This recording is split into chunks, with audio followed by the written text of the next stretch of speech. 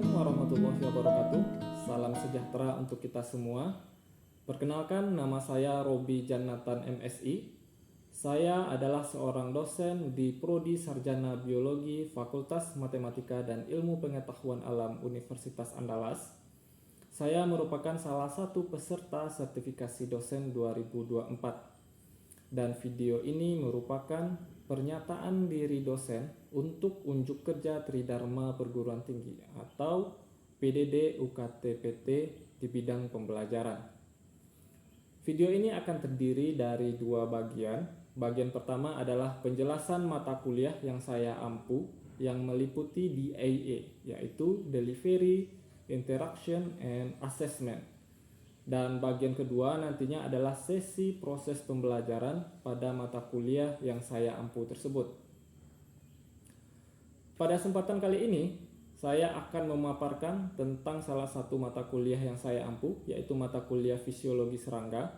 Fisiologi Serangga merupakan salah satu mata kuliah pilihan di Prodi Sarjana Biologi FMIPA Universitas Andalas yang terdiri dari 3 SKS, dan mata kuliah ini dapat diambil oleh mahasiswa yang sudah berada di semester 5. Mata kuliah ini nanti mempelajari tentang struktur anatomi dan fungsi fisiologis utama pada serangga, mengidentifikasi dan menjelaskan mekanisme dasar sistem-sistem di dalam tubuh serangga berupa sistem pernafasan, sirkulasi, pencernaan, reproduksi, hormonal, pertumbuhan, dan perkembangan pada serangga. Jadi di dalam mata kuliah ini nanti juga akan menganalisis adaptasi fisiologi serangga terhadap berbagai kondisi lingkungan, serta mengaplikasikan pengetahuan tentang fisiologi serangga dalam konteks biologi konservasi, pertanian, dan kesehatan manusia.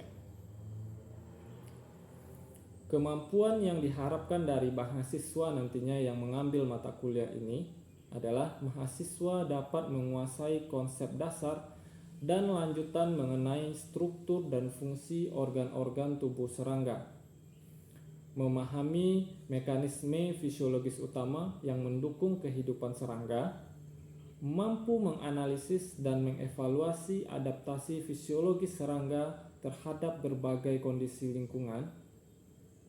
Lalu nanti diharapkan mahasiswa juga mampu mengidentifikasi masalah fisiologis pada serangga dan mengusulkan solusi berdasarkan pengetahuan ilmiah yang telah diperoleh oleh mahasiswa tersebut. Mahasiswa nanti juga diharapkan mampu menerapkan pengetahuan fisiologi serangga ini dalam konteks praktis seperti pengendalian hama, konservasi serangga, pemanfaatan serangga berguna, dan mitigasi penyakit yang disebabkan oleh serangga. Dengan mengembangkan kemampuan-kemampuan ini, mahasiswa diharapkan dapat berkontribusi secara signifikan dalam penelitian, pendidikan, dan penerapan ilmu fisiologi serangga dalam berbagai bidang, termasuk pertanian, kesehatan manusia, dan konservasi lingkungan. Mata kuliah ini telah mengadopsi konsep Outcome Based Education atau OBE, dan mata kuliah ini mempunyai capaian pembelajaran yang telah diturunkan dari Intended Learning Outcome yang juga merupakan hasil dari penjabaran profil lulusan yang diharapkan di Prodi Sarjana Biologi FMIPA Universitas Andalas. Mata kuliah Fisiologi Serangga mempunyai intended learning outcome sebanyak 5 outcomes dari total 8 outcomes yang ada di Prodi Sarjana Biologi. Pendekatan pembelajaran pada mata kuliah ini nanti akan terpusat pada mahasiswa atau student centered learning. Sedangkan metode pembelajaran yang dilakukan adalah pembelajaran kooperatif atau cooperative learning, di mana mahasiswa nanti saling berinteraksi untuk memperoleh dan mempraktekkan elemen-elemen dari materi perkuliahan. Dari materi pembelajaran cooperative learning ini, mahasiswa diharapkan dapat pengalaman untuk belajar sepanjang hayat atau lifelong learning, melatih dan mengembangkan diri dalam kemampuan kerja kelompok dan kemampuan komunikasi atau interpersonal skill.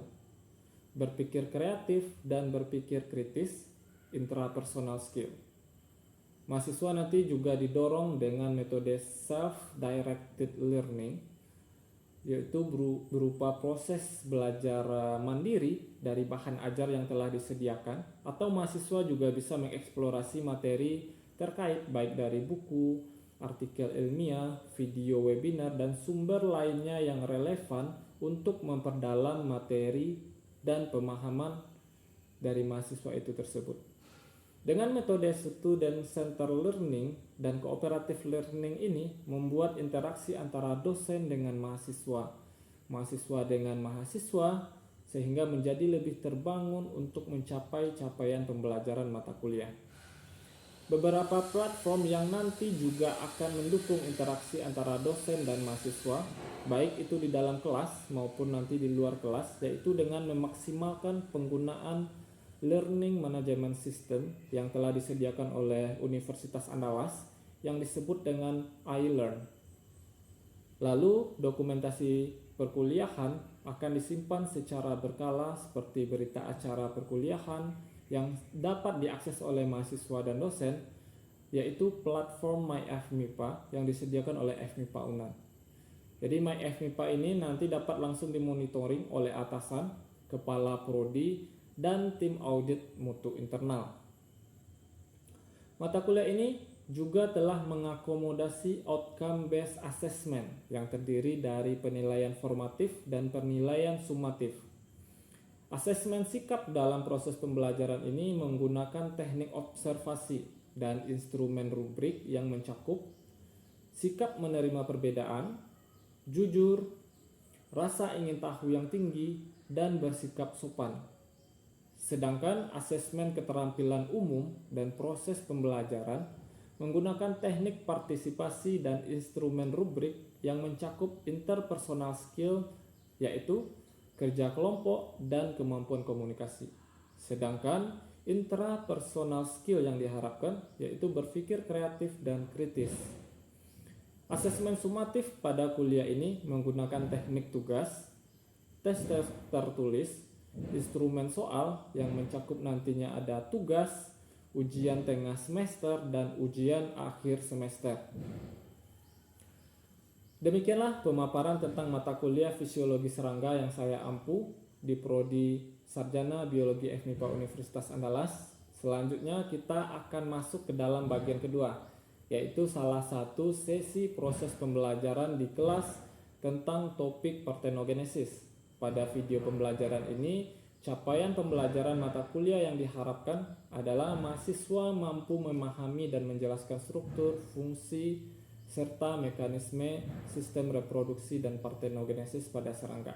Oleh sebab itu, ini salah satu sesinya, yaitu tentang topik partenogenesis. Silakan menyaksikan. Oke, Assalamualaikum warahmatullahi wabarakatuh. Waalaikumsalam warahmatullahi wabarakatuh. Baik, kembali lagi kita di mata kuliah Fisiologi Serangga yang pada sebelumnya kita telah membahas tentang bagaimana sistem reproduksi pada serangga tersebut, dan sekarang kita akan membahas tentang partenogenesis. Jadi partenogenesis ini merupakan salah satu topik nanti yang akan menjadi bagian dari sistem reproduksi serangga, dan ini merupakan fenomena yang unik di alam yang bisa kita temui. Untuk sebelum kita lanjut, ada yang tahu apa itu partenogenesis? Oke, silakan. Oh, baik, Pak. Terima kasih. Perkenalkan, nama saya Deni Saranelvi, BP terakhir 29. Kalau menurut Aceh sendiri, partenogenesis itu kan seperti kayak siklus atau perkembangan gitu, Pak. Jadi mungkin partenogenesis itu berarti perkembangan serangga yang nggak seksualnya gitu, Pak. Yang tidak seksual. Oke, ada lagi tambahan lain? Silakan.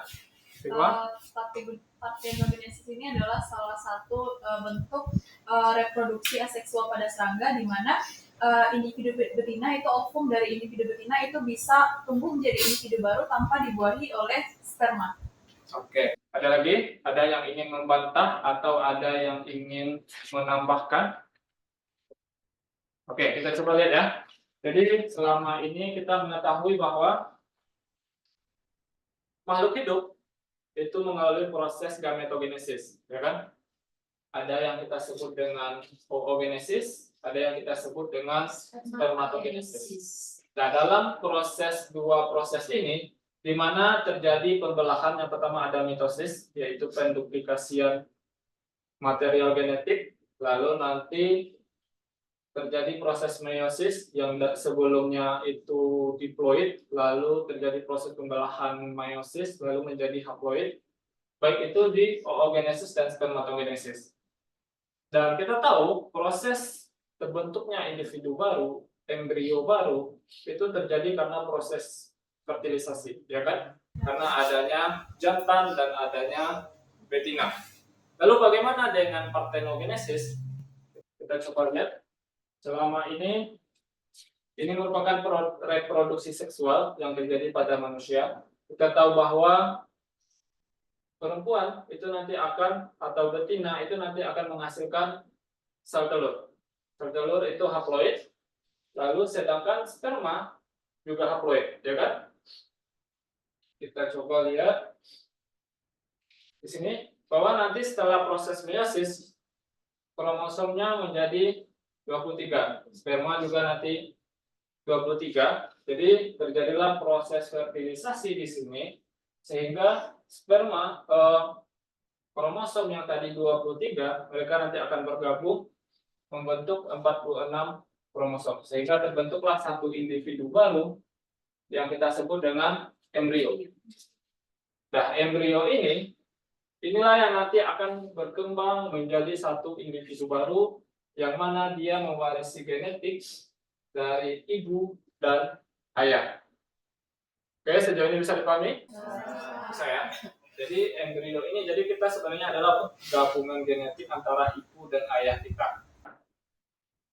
Tapi bisa nggak ovum ini berkembang tanpa adanya sperma sehingga dia jadi individu baru? Atau sperma yang jadi individu baru, bisa nggak kira-kira?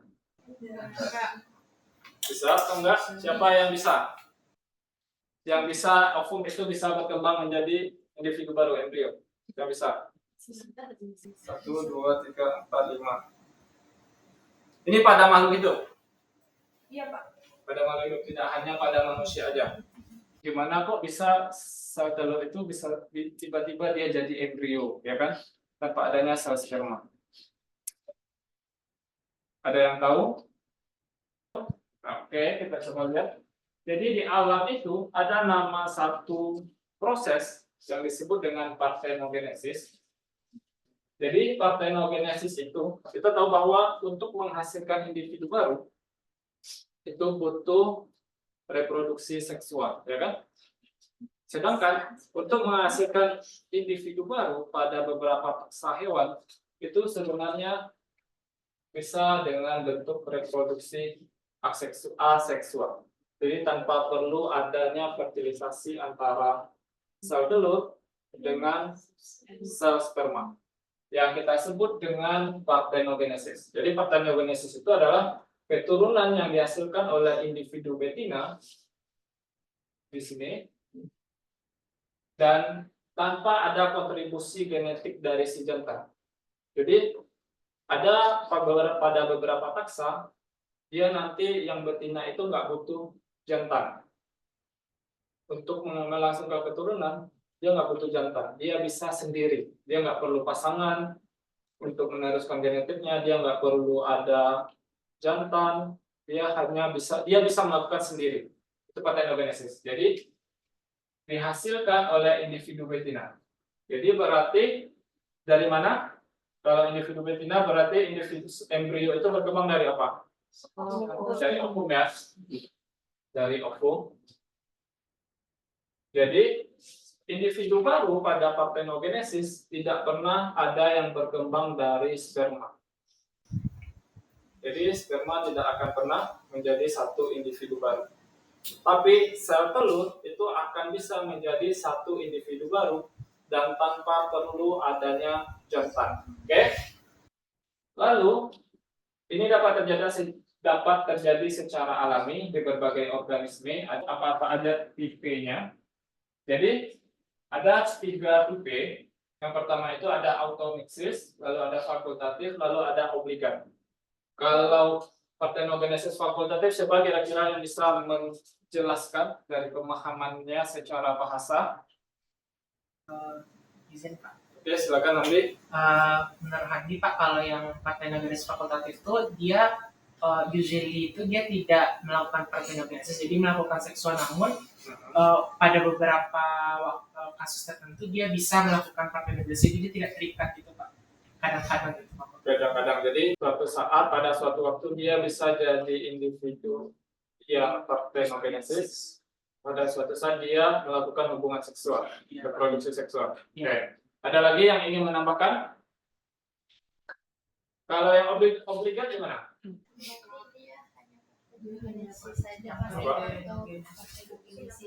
Dia hanya berkembang melalui partenogenesis saja ya.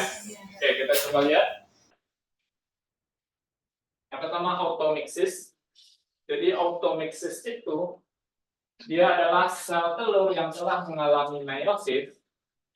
Jadi kita tahu bahwa sel telur itu nanti pertama mitosis ya. Mitosis. Lalu kalau mitosis dia penggandaan, lalu meiosis. Lalu nanti ada meiosis 1, lalu ada meiosis 2. Nah, kita tahu bahwa pada automiksis dia sudah mengalami pembelahan meiosis. Seperti ini, dia sudah mengalami meiosis 1. Dia sudah mengalami meiosis 1. Dan pada saat meiosis 2 ada 2 tipe nanti untuk automiksis. Yang pertama ada fusi nuklei. Nukleusnya melakukan fusi. Jadi ini dia tipe 1, fusi nuklei. Jadi sebelum dia menempuh proses meiosis 2, jadi nanti sel yang di sini dia akan fusi dengan sel yang di sini. Jadi dia nanti akan bergabung, melakukan fusi. Dan baru setelah dia bergabung, baru dia nanti akan mengalami proses meiosis 2. Lalu ada fusi sel kutub. Fusi sel kutub itu dia setelah mengalami proses meiosis 2, sudah ada 4 sel di sini. Lalu ini saling kutub dari ujung-ujung kromosom ini, dia nanti akan bergabung. Lalu dia nanti akan melakukan fusi di sini, sehingga terbentuklah satu sel baru. Oke, dan ini merupakan hasil dari fusi. Jadi setelah proses meiosis, lalu dia gabung, akhirnya dia jadi diploid lagi. Dia dari diploid, lalu meiosis 1 jadi haploid, haploidnya itu gabung jadi diploid lagi. Diploid itulah yang menjadi embrio. Berarti tidak perlu sperma di sana. Lalu kita coba lihat yang partenogenesis fakultatif. Nah, pakai partenogenesis fakultatif sebagaimana yang disampaikan Hamdi tadi, jadi dia bisa memilih. Ada suatu waktu dia nanti akan berkembang secara seksual dan akan ada suatu waktu dia akan melakukan reproduksi aseksual. Jadi biasanya ini ditemukan, salah satu ditemukan ini pada mayflies. Ini contohnya mayflies. Dan kita coba lihat yang obligat. Jadi yang obligat ini adalah lawan dari fakultatif. Kalau fakultatif dia bisa memilih, kalau obligat itu dia sudah mengartikan dirinya sebagai partenogenesis sejati. Jadi dia tidak pernah melakukan reproduksi seksual. Jadi dia nggak butuh jantan. Oke, jadi kalau manusia nggak butuh laki-laki lagi, berarti dia bisa dikategorikan partenogenesis obligat ya. Tapi nggak mungkin ya, karena manusia adalah hewan tingkat tinggi yang harus melakukan reproduksi seksual. Sekarang kita masuk kepada haplodiploidi.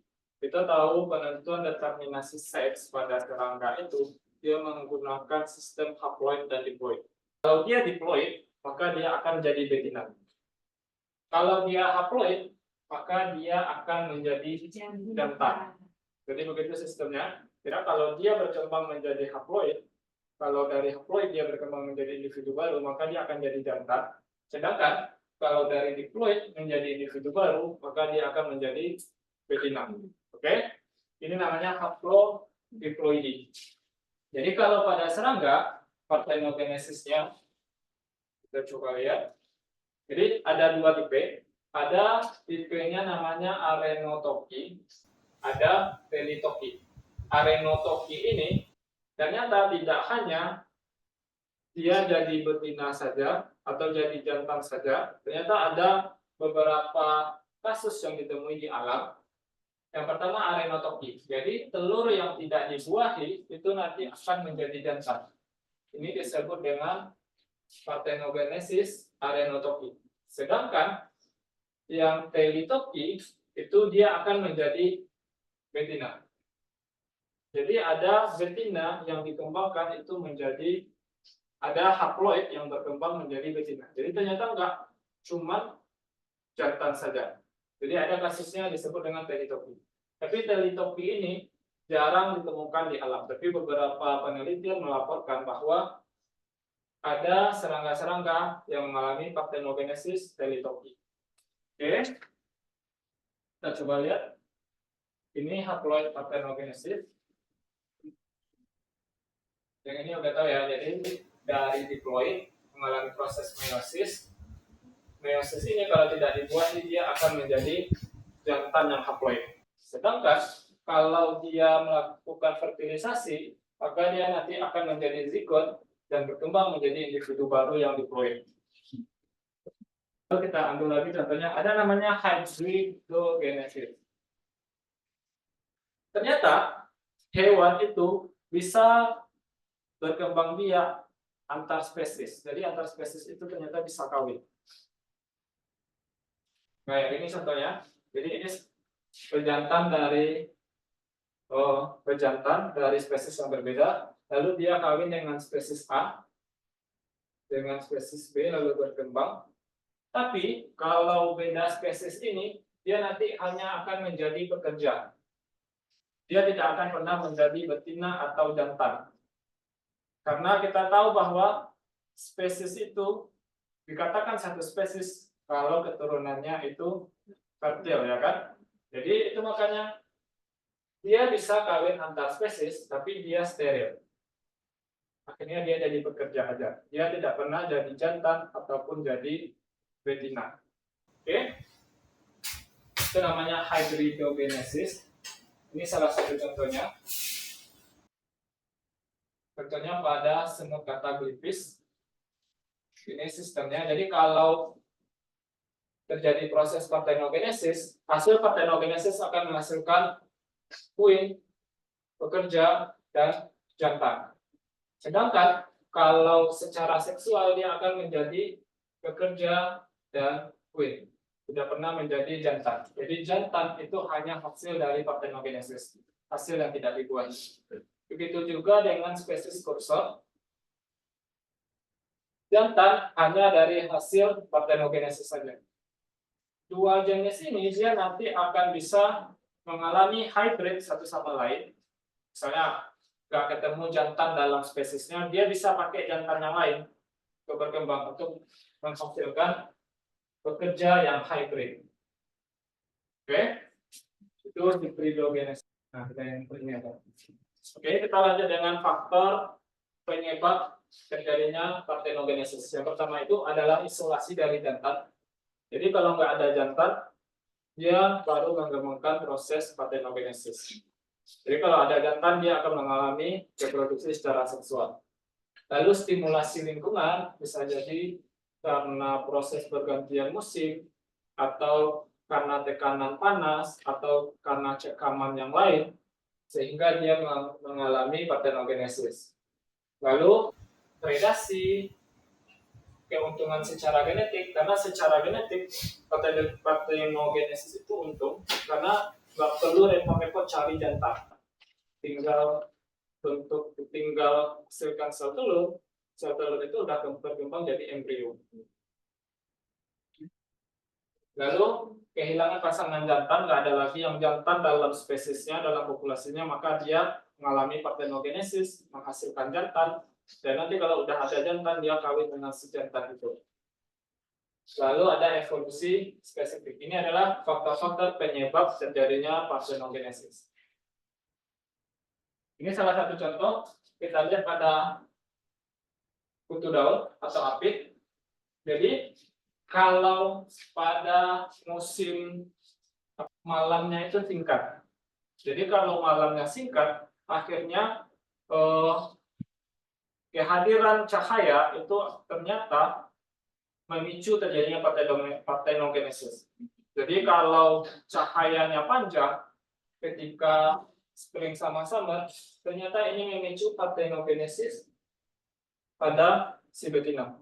Tapi pas musim selanjutnya, yang dimana malamnya itu panjang dan cahaya sedikit, durasi cahaya sedikit, ternyata ini terjadi reproduksi secara seksual. Nah, itu salah satu contoh faktor lingkungan yang menyebabkan terjadinya partenogenesis. Oke, demikian topik kuliah kita hari ini tentang partenogenesis.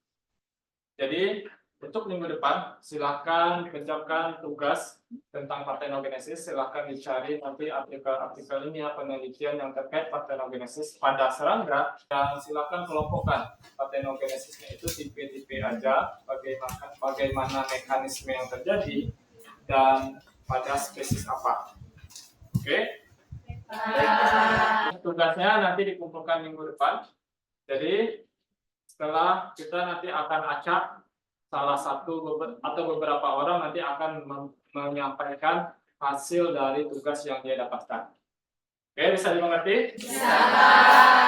Oke, untuk presensinya nanti silakan ambil di MyFMIPA, silakan diklik di MyFMIPA. Untuk kode absennya adalah 1, 2, 4, 6, 8. Oke ya, untuk kode absen hari ini. Silakan ambil di MyFMIPA. Oke. Kode absennya hanya 1 jam setelah kita melakukan perkuliahan pada hari ini. Jadi jangan sampai terlambat. Oke. Demikian kuliah kita hari ini. Sampai jumpa minggu depan. Assalamualaikum warahmatullahi wabarakatuh. Waalaikumsalam.